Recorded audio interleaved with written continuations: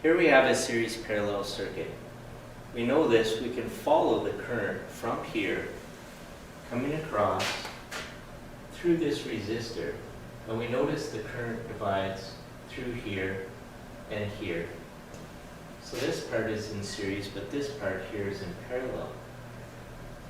And the current comes across here, and again it gets divided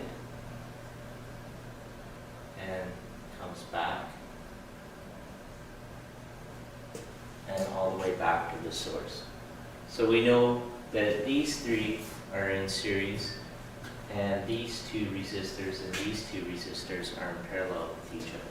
And if we redraw the circuit by taking the equivalent of these two resistors and taking the equivalent of these two resistors using the product over the sum method, we can see that the end result is a series circuit. Alright, so I put the values, the known values in green, and the calculated values I'll put in red. So where do we begin? Well, let's take a look at the circuit, and we can see that we have all our resistances and all our source voltage. So we need to take and find the equivalent resistance of R2, R3. To do that, we can use a product over the sum method. So the equivalent of R23 equals 14 ohms times 16 ohms divided by 14 ohms plus 16 ohms. If we get out our calculator, 14 times 16, 224 ohms divided by 30. 224 divided by 30. We get R23 equivalent of equally 6.467 ohms. So we should be able to write that in. Right there, 7.467 ohms. Next, we can come over here, and we can see that R5 and R6 are in parallel, so we need to solve that.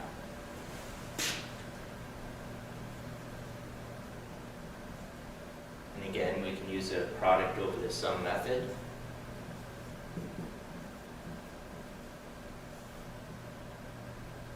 That would be 20 ohms plus. So R56 equals 20 divided by, 20 times 22, 440 ohms, divided by 42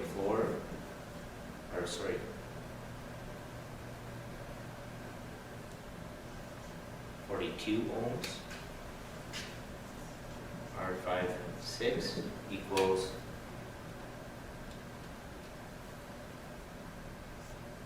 10.476 ohms. So we can put that over here.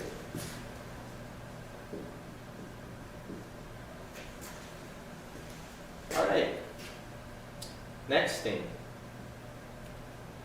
Now that we found our resistance, we should be able to add up and find our total resistance. So we have 12 plus 7.467 plus 18 plus 10.476 plus 24. We get 71.943 ohms. Notice we have our resistance and we have our voltage. We have 2 out of 3 variables, so using Ohm's law, we should be able to solve for total current. 25 divided by 71.943 is 0.347 amps, or you could say 347 milliamps. Now that we have our current, we should be able to fill in our current across here. So 0.347, 0.347, 0.347, 0.347, 0.347. Now notice they're all the same because it's a series circuit. And now we have 2 out of 3 variables, so we can solve for voltage. So times 12, 4.16, 0.347 times 7.467, 2.591.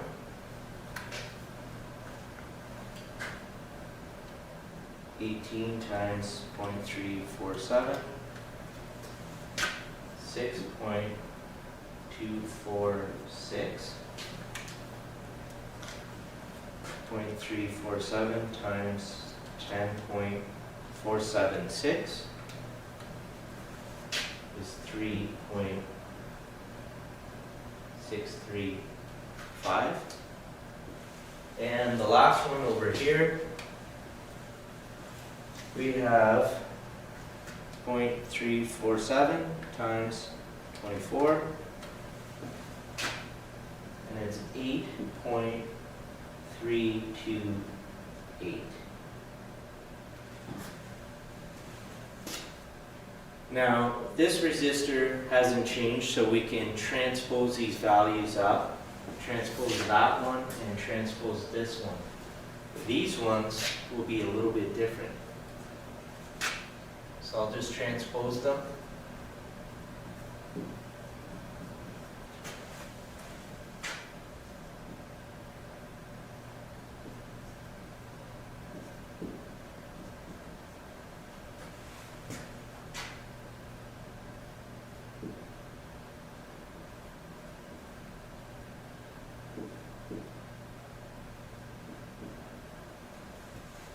All right.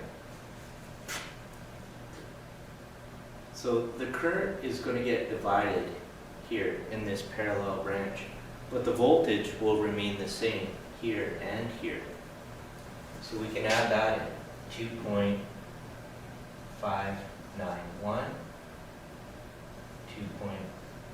2.591, and over here it should be the same, 3.635.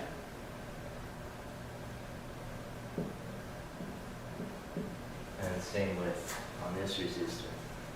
Now this is where in a parallel circuit current divides. So using Ohm's law, 2.591 divided by 14 is going to give us 0.185 amps or 185 milliamps. And the bottom one would be 2.591 divided by 16, and we get 0.162 amps or 162 milliamps.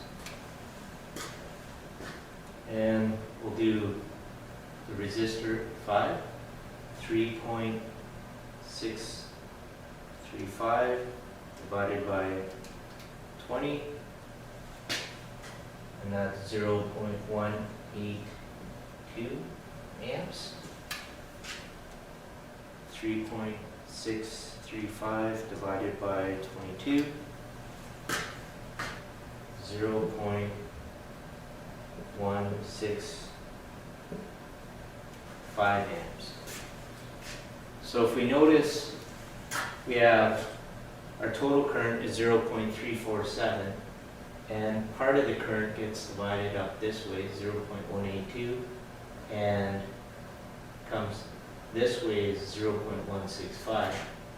And if we want to see 0.165 amps this way, 0.182 amps that way, those two at this node or connection point should add up to, again, 0.347.